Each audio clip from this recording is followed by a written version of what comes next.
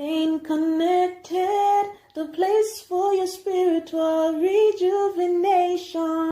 Welcome everyone to Stay Connected. I am Ocean Barton Richards. And today we have for you a powerful testimony, or should I say testimonies. It's a woman who has been it has been very hard for us to get her on this program just because the enemy doesn't want the world to hear all that God has been doing in her life. Welcome to Stay Connected, Sister Gordon. Good evening, everyone. My name is Elaine Gordon. I'm loving, kind, gentle, caring, every attributes of a good personality. I am hardworking. I love Christ. I love talking to people about Christ. And I love to give assistance in whatever way I can. Lovely. And all of these we can attest to. I know for certain that all that you are saying is true. But Sister Elaine, you are Seventh-day Adventist. How long have you been a member of the church? I have been a member of the church, must I say from conception? Because all of it. I got baptized at 8 years old. That was in 1980 in Salisbury, Jeffreytown, St. Mary. My father got us to get baptized. My siblings, which is my brother and my sister, we all got baptized on the same day in the same pool.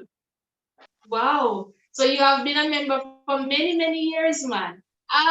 The Christian journey, has it been an easy one thus far? Of course, I'm having difficulties. I got backslidden more than once. And I renew my covenant with God on December 26, 2020. Congrats and welcome back. But I know that story is a goose pimple one. I want to hear all that took place as to how you came back to Christ. Give me that testimony. I want to hear it.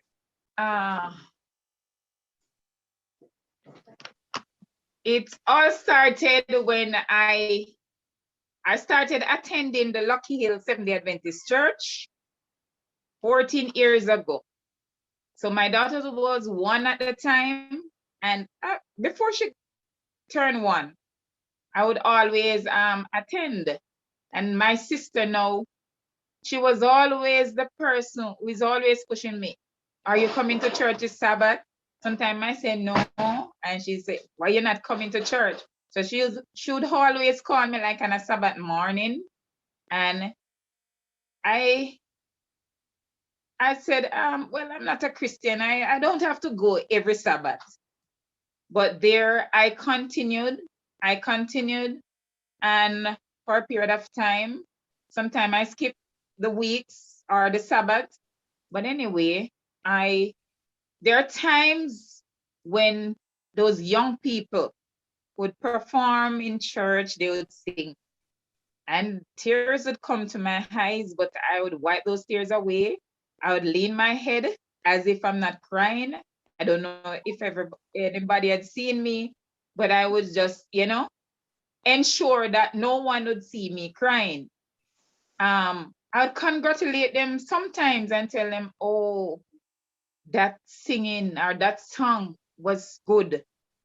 And as times goes by, I couldn't stop going to church. It became a part of me now. And people were seeing that, thought I was a baptized member in church, and they would call me sister. And sometimes I said to them, I'm not sister. And they said, no, you're our sister, because you even come more than me. And I continued on that journey. Yes, I continue going to church. I continue listening to the songs.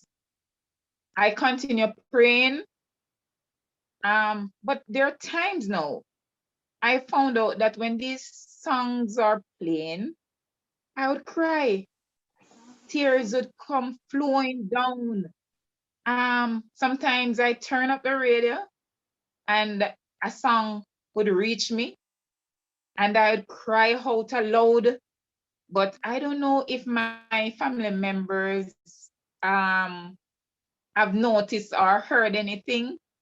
And I would continue like that for some period of time. When I heard songs, whoa, I couldn't stop crying. And I decided now that I want to get baptized. I want to serve God. But each time I make my decision, there's something that always come in my way, and I put that aside and I said, I'm not ready yet. But I remember that I spoke to God and I said, it's time now. I spoke to God and I told him that it's time for me now. Whatever way you see it fit, if I'm not coming to you, and if I should get sick, then I would have to give my life to you. I pleaded with him that if I meet in an accident and I recover, I belong to him. If anything bad should happen to me, because if I'm not coming, then if anything bad should happen and I live, I belong to you. And Sister Gordon, how is it that you got to the place where you could make such a commitment with God? Because I trust me, I'd be afraid to say such things to him. How could you? Oh gosh, I don't know, but I got that courage. I don't know where it came from, but I didn't even want to say it out aloud. But I make sure that I talk to him that way. There's some near miss that I went to, and I said, oh gosh, I am alive. I have to give God the praise. So I would thank him each day's journey. I would make sure that I converse with him before I come out the house. And whatever I'm doing, even if I'm going to the farm, I'm going to talk to him before. If I'm even going to spend any money, I'll talk to God about it first. So even before you became rebaptized, you and God, you were walking hand in hand the same way. Because many of us who are baptized don't even pray so often as you pray. So you had already begun that journey of coming back even before the baptism came. Yes, exactly. Exactly. Because I remember at one time, my sister, whenever I got dreams, the dream would work out the same way. And I would even converse with her, tell her what is going on, and she would tell me that God has a mark on you. Because there are a lot of people in my district who didn't know that I wasn't baptized. They thought I was this perfect person because I would go to church each Sabbath morning, and people going to church on a Sabbath. I'm not. They would tell you that yes, you are a Christian because you're attending church, and sometimes I have to tell them I'm not a Christian. And sometimes if anything goes wrong and I say, but wait, you're Christian, you're behaving like that, I would feel a way knowing that I did something which I shouldn't do, and they're all looking at me and look up to me to be that person, and then I felt that I betrayed them. So that even made me more to serve Christ. Amen. So I am seeing a life that God really rested upon. That's why the enemy probably was finding so hard for you to come back to church. But I am going to get to that place, to that testimony, Sister Gordon. What happened that sealed up that choice to get baptized now? You pray and you ask God, God, if I near miss or a near death experience and I live out it, I'll give my heart to God. Tell me what happened. Okay, so I was talking to my daughter, And I was always telling her about Christianity and the whole Christian pathway.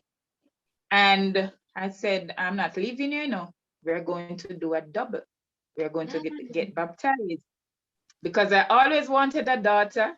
God gave me 2 sons, and she was my gift. And I say, I'm not even leaving her to go away to work. I'm just staying with her. So we're going to do a double. As times goes by, 2019, I remember Dane Fletcher, Pastor Dane Fletcher, at his crusade, as is, yes, he was doing on Zoom, and I wanted to do my baptism because on one of the days it was my birthday, so that would be my gift. And I just changed, and all right, time goes by, I tell her, all right, we're going to do, but she was like happy, and then she started shunning me. And I said, what is happening? You're not giving a life to God. What is happening? So I remember on a particular Sabbath, that was 2020, on the 28th of November, I was at home, and her birthday would be the Sunday. That was the 29th. But I was talking to her and giving her life to Christ. And I was saying it to my niece, and she was saying, these young people, when they get to the teenage years, they don't have certain friends and, to keep them in church and all of that. I said, but we plan. But if she's not doing it now, then when she leaves school, she's not going to, I can't talk to her again, encouraging her to get. So I want her to do it now, make her choice, knowing I'm not forcing her. And she spoke to her. All right, we had planned to go. She wanted to get something for her birthday because we didn't get it in the week. And I said, okay, when the sun set, I'm going to leave because I didn't want to go. I felt guilty, even though I was not a baptized member, not going on the road to, to purchase stuff. And my brother was here and my grandson. So he said he's going back home to St. Thomas. And we said, okay, we are leaving with him. I think we leave out sometimes after 4 because I was weighing the time. I wanted the sun to set before, but I said, all right, we're going to leave. And when we went by the gates, he said, we're going to pray. I said to my grandson, baby, can you pray for me? Can you pray? And he started to pray because I teach him a prayer. And he started to pray. And at the end, we said amen. And my brother was, felt good. Then he prayed. Going down, yes, we reached, but he remembered that he was going to look for someone. But he never remembered that he could turn off to go to the person's house. And so he carried us straight into Linstead. I didn't have any cash. I wanted to go to the machine. So I left my daughter with my grandson at the place that I wanted to purchase the goods. I went and I collected a certain sum. I said, I don't want to come back down here in the week. So I'm just taking this amount of money. Anyway, I was looking around, still walking down. I went and I purchased the thing at the store, and we went to look for numbers or birthday balloons, and for some reason we couldn't get a certain number, and we left. I didn't purchase any more stuff because I said time is going, so we have to get home now. But that time we went to the bus stop, it was 6:40, 20 minutes to 7. And while at the bus stop, I turned my back to the road. I saw someone I knew from another district that was near me. And he was there. I was talking to him. I asked him what time he was there, if he was there for a long period, and he told me yes. I said, where are the taxis? And I said, don't know. But turning my back to the road, I remember that I saw a car reversing. It was a gray Probox.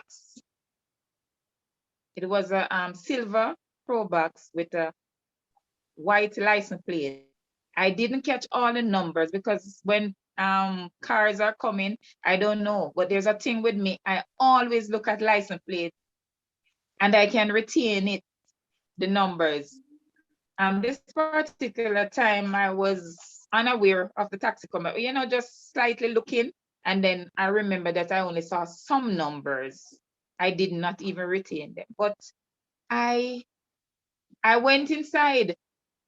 I went to the right-hand side. I went from the left to the right. My grandson was in my lap. My daughter came beside me. There was another lady that came beside her. And then this guy, young guy, came in. He rushed in. I didn't came at the moment that we're there, when car is moving off, so he's trying to catch. And somebody was saying, you have any space for me? I remember there was an elderly man and he went to the back in the trunk. Coming down to courts, I remember that I was standing with this young man. So where is he? And I called his name, and I didn't even notice he was in the front of the car. And I said, thank God you are here. All right, coming up, that's Vanity Fair and crossing the train line. We were there. I felt very good. Coming to the stoplight, I remember that someone had stopped the car, but the driver didn't stop. But I was going to say to him that, driver, that it's not everybody you must carry or stop in the night for. But it's like I could not say anything. The words weren't coming out. I continue on the road and I was showing my grandson the moon, and we were talking back to him, and he was asking us questions, and the lady beside me was laughing. The young guy that came in, he was laughing too. And for some reason, I just felt in a different mood, and I said, I was passing now. That was on the Cane Peace Road.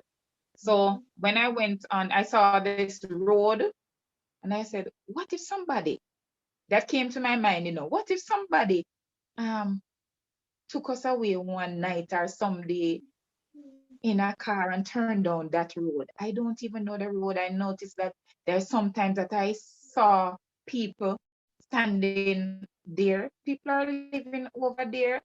How far are they living? That came to my thought. And just as I was thinking, and I passed that street, there was a side road. What was the name of the road? It was Time and Patient Road, Cheesefield. But I always say Time and Patient. I think Time and Patience is the other district. Cheesefield Road. I heard when the young man who came in said, driver want to turn off. And, I'm going to say, what? Oh, this person want to turn off here. And I realized, I said, then this is a Geisel taxi. It's going to be the taxi that I'm going home in. I never like driving the night. Somebody is asking for a detour right there. So why didn't take another taxi? And he was getting boisterous, and it's the house. Yeah, more stop at the house on the right, I knew there was no house on that right-hand side going down because I've been there more than once. I couldn't look up. I was looking forward. I didn't even turn my eyes to the right. I started to look on that man now. And he was saying, my foot a cramp up, my foot a cramp up. Driver, what I'm saying? The driver was so calm and not seeing anything of such. I said, what is happening? And, he was saying first that, like, one turn off, but he did not see it with, and I was looking at the young guy now. I was looking at him. But everybody have on the mask. So you're not seeing his face so good. But I was still staring at him. I remember that I had on my bag was over my shoulder because it was a knapsack, but I did not put it on my back. I put it in front of me. And I remember I had to wear a skirt. So I just started taking out my purse. I just take time and drive. But I remember the lady said, have mercy on us, Lord. And I know that something was wrong at that. From the moment the man says he's going to turn off, I know something was wrong. I felt it, but I was not fearful in a sense, right? I tried to keep my composure. One thing I did not, I should have whispered to my daughter. That's something, but I know she's always this sensitive type of person who pick up stuff. So I start taking out the money that I had in the purse and start taking my card, my ID, everything was in there. And I knew I start stuffing them in my skirt. Right? I say, okay, if he's going to take our life or whatever he's going to do here, I'm protecting that then. But I am saying no, and I'm pleading to God, God, everything come back now. This is what I was saying to you all this time. What this is happening. We had a plan. We had a bargain. What are you going to do now? And going up the road, they started driving. They were quiet. Everyone was quiet. And I start, get some trembles. I start trembling and, trying to keep my composure. At the same time, I'd say, but look what happening now. My grandson is in the car. If we're going to run, we can't manage to run with him. And I remember my daughter told me to leave and said, no, I can't leave him with my mother. I'm carrying him. He went to a side road and he stopped right there. So I'm saying then, why isn't he not turning around to carry the guy, And he could have turned in the road. So he stopped right there. The guy came out of the car and like him I say, so give me my fear now. And he said, yeah, the guy said, I feel in pocket. I said, I don't have no fear. And I remember the lady said, all right, me will pay him fear because she pick up something now. And she said, I'll pay the fear. And I said it too. I'll pay the fear. And I remember now, he's not moving. The driver's not moving the car. He's not saying anything. He just stood there. And I was touching him in his side. And I said, driver, drive now. Drive. Driver, drive now. And I remember my daughter push me in my side and I stopped. And he was like bending down to the right hand side of the car. I said, Lord Jesus, this seems as if he's going for a cutlass now or something, because that drivers normally keep the cutlass to the right of the door. No movements now. He got out of the car and he went to the back of the car with the guy. And I was watching. I turned around and I looked and I said, Jesus, help me.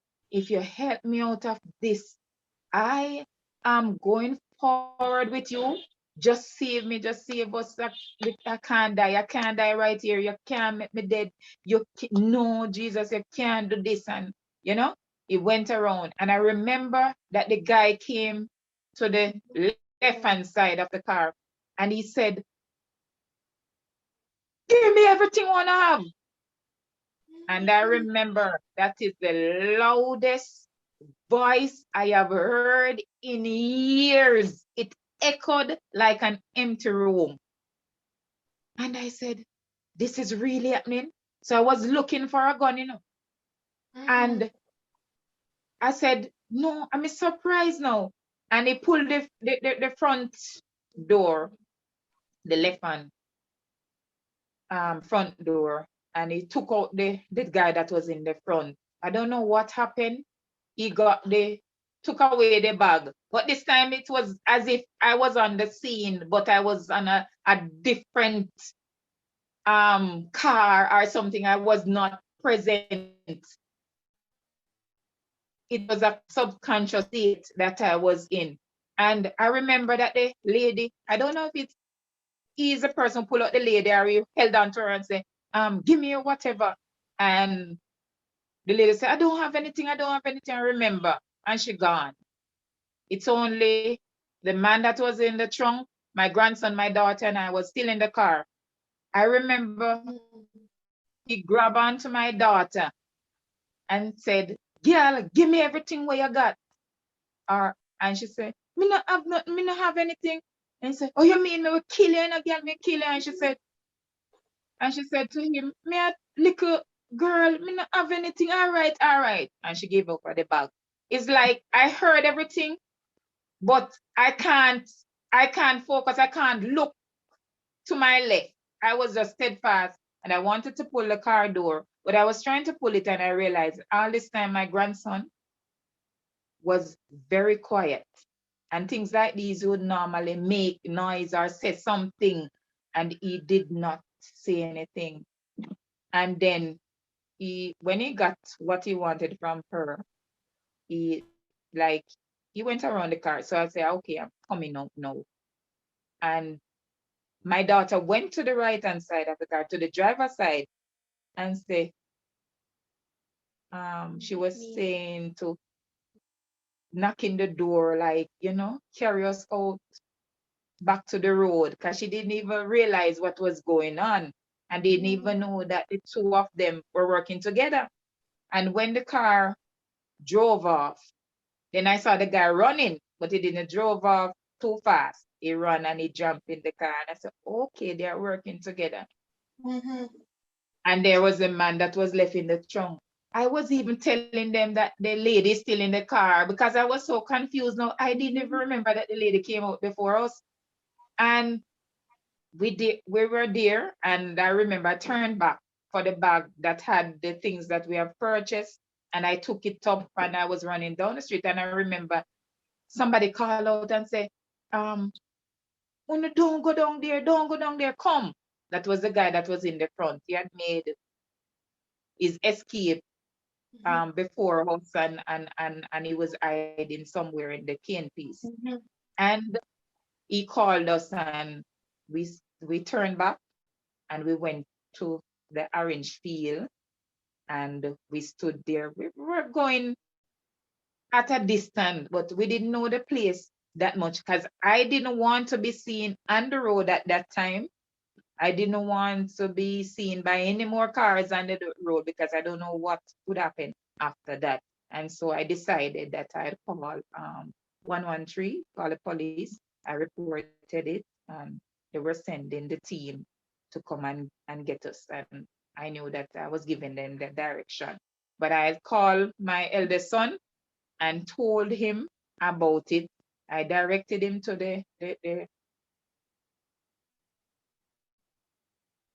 place where we were, and he came and got us. And so when we went to make the report at the station, we saw the elderly man that was in the trunk and reporting. He was there before us, and somebody recognized him. And then we started asking what happened, and he told us his confrontation with them, that he had to jump from the back over on the seat, and he was wrestling with the guy. The guy had an ice stick, and he stabbed him in his forehead. And, for some reason, he pulled the car door and jump out, and the driver was saying to him, say, make him go on, man, make him go on. And that's how he took something back to Linstead and came there and made the report. But Sister Gordon, you're there with your grandson. He's how old, by the way? How old is he?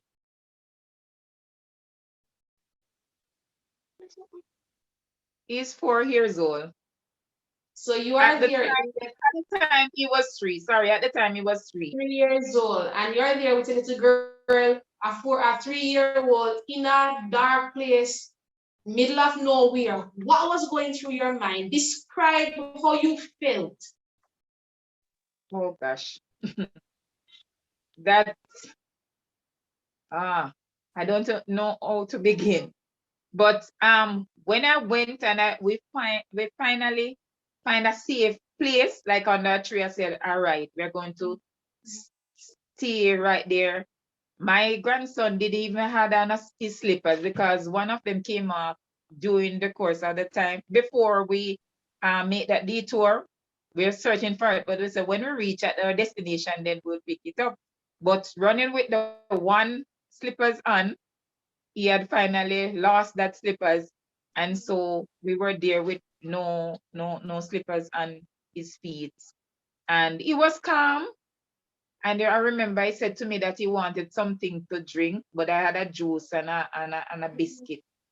And I gave, and because I was very thirsty. I was thirsty. I was out of breath at that. But that is the moment now I feel that this really happened. This is really happening to us.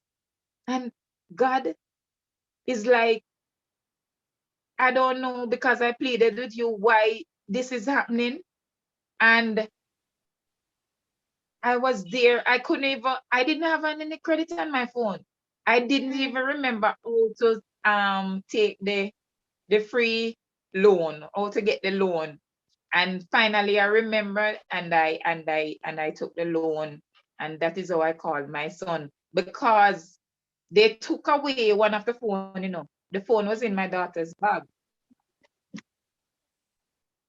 And she was making the call at first, because maybe that was the time he saw the phone, and yes, he had planned now, oh, this is a good opportunity. So I know that I had one of the phones, so I make sure that I put it in my skirt too. So that was how I could make out calls, because nobody would know, because nobody was there with a phone. The young man that was there, they took his phone. And one thing I'm glad for, that nobody called that phone. Praise God. Oh, yes. But there's something now I remember. When I was in the car, I he had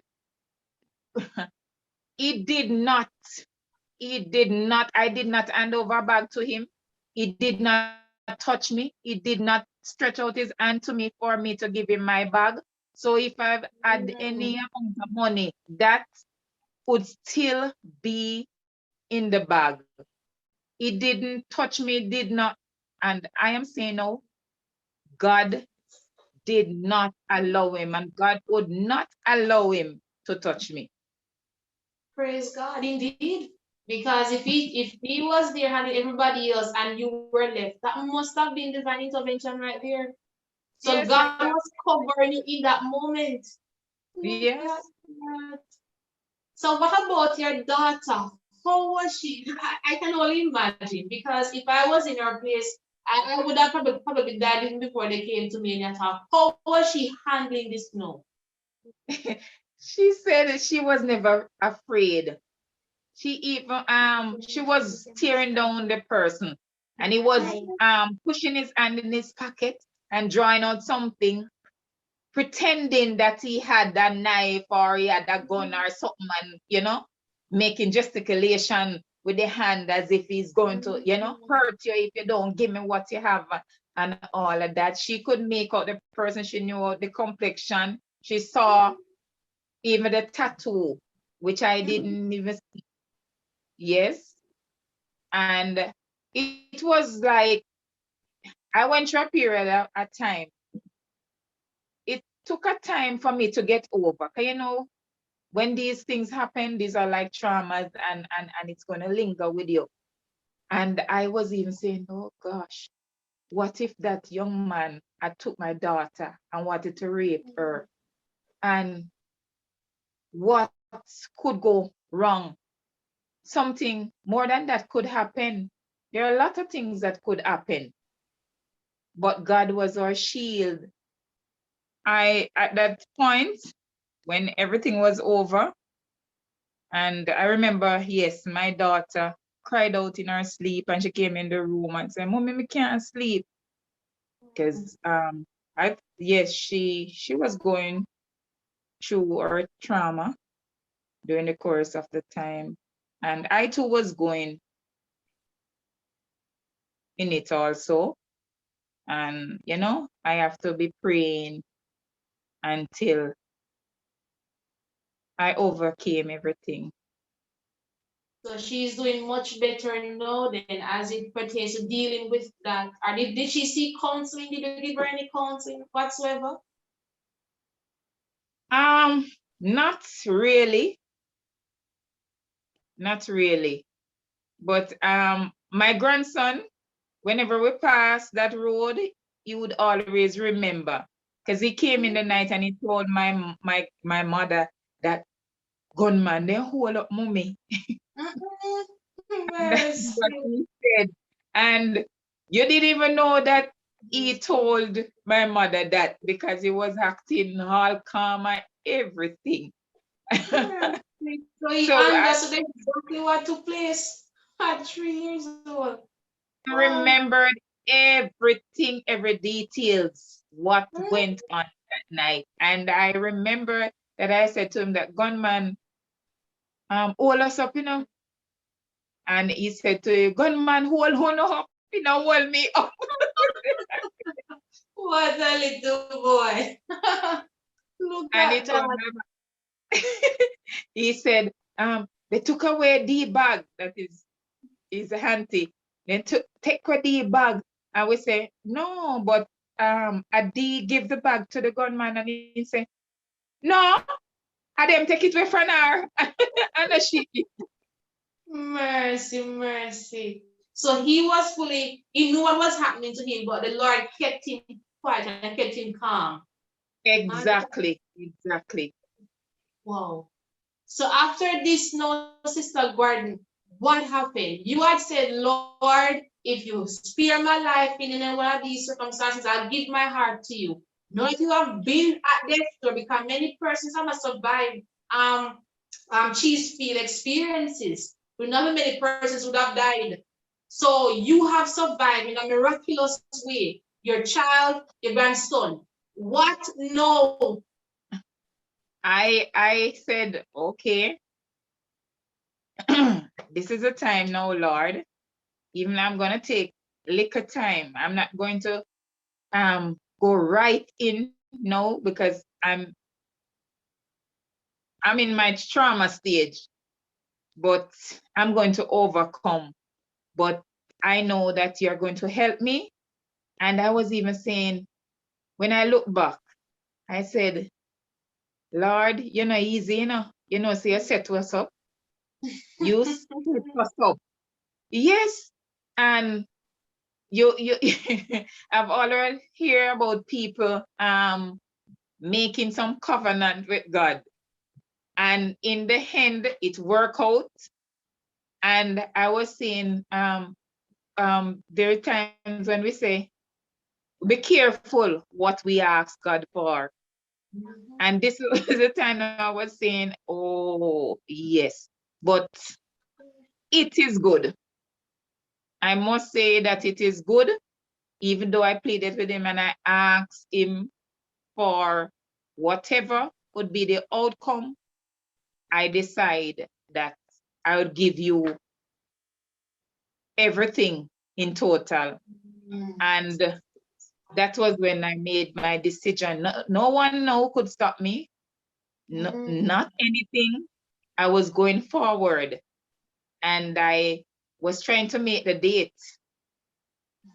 I know that someone came, there was a Bible worker, a young lady that said she wanted to see me outside when I went to church in December. And I went to her and she said, you know that my daughter, your daughter, want to get baptized. Praise God. What would you say, or what are you seeing? I said, I'm not seeing anything that is good. She made up her mind. Finally, she had made up her mind, and she got baptized on the 20th of December.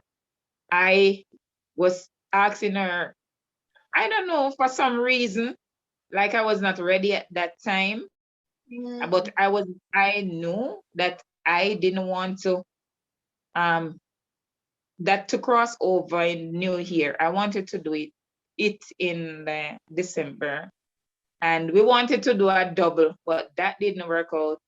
The following Sabbath, I got baptized. I went through trials.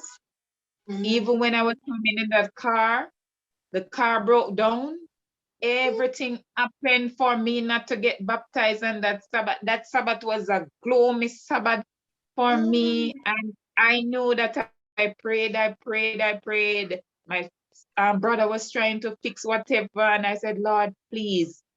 When I went, it was evening. It was sometimes after 2. When I I don't know, but I said, Lord, why did I choose this day? Why I didn't wait until another day? Because you look at what is happening. Satan is still fighting me not to get baptized. And that was a glorious baptism. When we went to the site, there were other family members who were coming, and they couldn't find us because we left before them, and we had to waited. And then it finally happened. Satan was fighting, but God was even fighting my battle more. Thank you all for joining us for part 1 of this 2-part program. I know that you can't wait for the other part. So look out for the video, because I know your life will not be the same after you have heard all of these testimonies. See you next time on Stay Connected. We're gonna stay connected to Jesus today. Amidst our struggles, we're gonna hold on without delay. Stand firm upon His promises.